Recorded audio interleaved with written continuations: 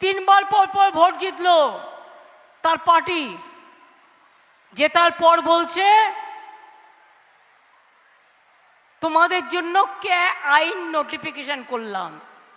আমি প্রথম দিনেই ধরলাম এর গুরুত্বটা কোথায়, কোথায় লোকে অ্যাপ্লাই করবে, কি করে করবে, কতদিনে পাবে, সব মিথ্যে কথা, গ্যাস বেলুন।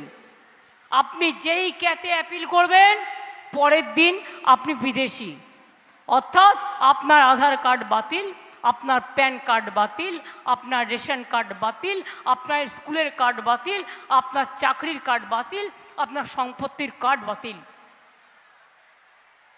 তাতে নরেন্দ্র মোদীর কি যায় আসে, অমিত শাহর কি যায় আসে, মানুষের যায় আসে? আপনারা তো নাগরিক, আপনাদের ভোটে নরেন্দ্র মোদী যদি জিততে পারে, আপনাদের ভোটে যদি আমরা জিততে পারি, আপনাদের ভোটে যদি পঞ্চায়েত জিততে পারে, যদি জেলা পরিষদ জিততে পারে, যদি মিউনিসিপ্যালিটি যদি জিততে পারে, তার মানে কি আপনাদের প্রত্যেকের ভোটাধিকার আছে, তার মানে তো আপনারা নাগরিক। কি আপনারা নাগরিক তো? তাহলে নতুন করে নাগরিকত্ব প্রমাণ দিতে হবে কেন? প্রথমে বলল কে, এবার চলছে এনআরসি। আসামে 19 লক্ষ হিন্দু বাঙালিকে বাদ দিয়েছিল ভোটার লিস্ট থেকে। আমি সেদিনও আসামে গিয়ে শুনে এলাম তাদের দুঃখের কাহিনী। এখনো ডিটেনশন ক্যাম্পে পড়ে আছে। আমি আপনাদের একটা কথা বলতে পারি, মোদির মতো মিথ্যে কথা বলা আমার কাজ নয়। আপনারা যদি জোর করে আমায় বলেন দিদি এটা অ্যানাউন্স করুন, আমি পারবো না করতে, তার কারণ আমাকে দেখতে হবে আদৌ আমি করতে পারবো কি না। আমি যেটা করতে পারবো সেটা মানুষকে বলবো, যেটা আমি করতে পারবো না সেটা আমি না দেখে এসে বলতে পারবো না। আদৌ আমার টাকা আছে কিনা, আদৌ আমি দিতে পারবো কিনা। রেশন আপনাদের বন্ধ হয়ে যাচ্ছিল জানেন। নিয়ম হচ্ছে আগে অনেকগুলো ট্যাক্স ছিল, রাজ্য সরকার ট্যাক্স তুলত, কেন্দ্রীয় সরকার ট্যাক্স তুলত, আর এখন একটাই ট্যাক্স, সেটা হচ্ছে জিএসটি ট্যাক্স। রাজ্য ট্যাক্স তুলতে পারে না, কেন্দ্র সব ট্যাক্সটা তুলে নিয়ে চলে যায়। আমাদের ঘাড়ে কত পড়ে রেশনের জন্য? 9,000 কোটি টাকা। আর কেন্দ্র যে টাকাটা আমাদের কাছ থেকে তুলে নিয়ে যায় তার জন্য ওদের শেয়ার হচ্ছে 7,000 কোটি টাকা। তার মানে এক বছরে বিনা পয়সায় রেশন দিতে গেলে আমাদের লাগে 16,000 কোটি টাকা। এই 2 বছরে মোদী সরকার 12,000 কোটি টাকা দেয়নি। যদি না দিয়ে থাকে তাহলে সংখ্যাটা কত হলো? 9 আর 9 18 প্লাস 12, অর্থাৎ 30,000 কোটি টাকাটার পুরোটাই রাজ্য সরকার দিয়েছে। এবং তাই আপনারা বিনা পয়সায় রেশন পান। মোদি মিথ্যে কথা বলছেন, ওরা ভাওতা দিচ্ছেন, ওরা প্রতারণা করছেন। প্রত্যেক দিন সকাল থেকে সন্ধ্যে মিথ্যে কথার বিজ্ঞাপন।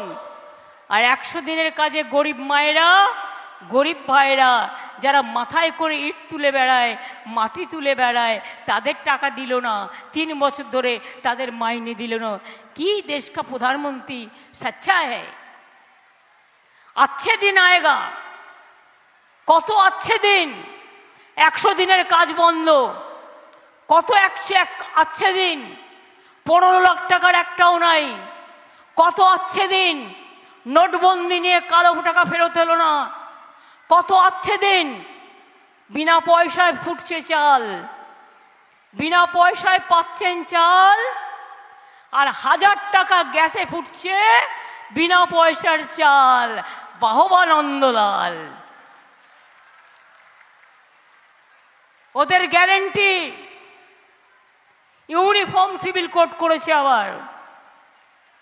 কারো কোনো অস্তিত্ব থাকবে না,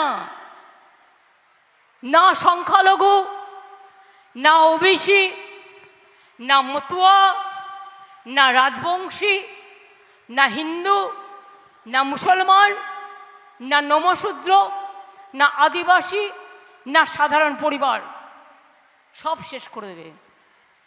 আত্মপ্রচার করতে করতে এমন হয়ে গেছে, বলছে দেশে শুধু একটাই পার্টি থাকবে আর একটাই নেতা থাকবে, one nation one party, one government one leader, বাদ বাকিদের সব পুড়ে দাও জেলে।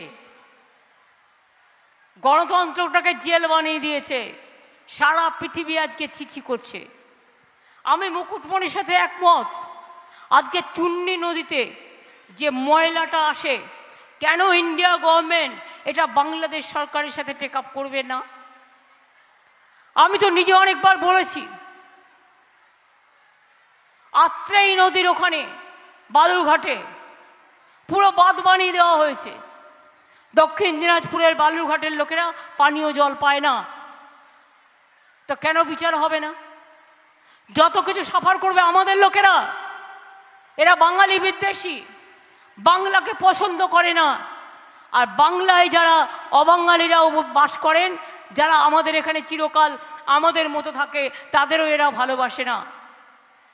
এদের কাজ একটাই, নেই কাজ তো খইভাজ, শুধু মিথ্যে কথা বলে বেড়াও। কি মা বোনেরা, খেলা হবে? এই ভাইরা খেলা হবে? বোনেরা খেলা হবে? কদিন ধরে খুব সন্দেশ দেখাচ্ছিল, আজ বেরিয়ে গেছে, কলসি ফুটো হয়ে গেছে। কিভাবে প্ল্যান করেছিল বিজেপি আমি এখনো দেখার টাইম পাইনি, গিয়ে দেখব। কিন্তু আমি দুজন সাংবাদিকের মুখে শুনলাম, পরিকল্পনা করবে, দাঙ্গা করবে, ওদের জুড়ি কেউ নেই, শয়ে শয়ে লোক মরবে, নদীতে ভাসিয়ে দেবে। একেবারে এদের জুড়ি কেউ নেই। যা সিপিএম তাহাই বিজেপি। একেবারে ওই সিপিএম এর হারমাতগুলো এখন এসে বিজেপিতে ঢুকেছে। Bhajpa washing machine Bhajpa. CBI থেকে বাঁচতে চাও, ভাজপায় চলে যাও। ইনকাম ট্যাক্স থেকে বাঁচতে চাও, ভাজপায় মাথা গলাও। মুকুটমণিদের সাহস আছে, এরা সব 2 নম্বরই কাজ করেনি বলেই এরা আজকে ভাজপা ছেড়ে তৃণমূলে এসছে। তৃণমূলকে দবানো অতখানি চারটিখানি কথা নয়। লক্ষ্মীর ভাণ্ডারের মা বোনেরা জেনে রাখুন, শুধু 60 বছর পর্যন্ত নয়, এবারেও 6 লক্ষ মা বোনেদের। মনে রাখবেন যে আমাদের যেটা হয়েছিল সেটা হচ্ছে 6 লক্ষ মা বোনেদের 60 বছর বয়স হয়ে গেছিল, তারা ভাবছিল আর তো পাবো না।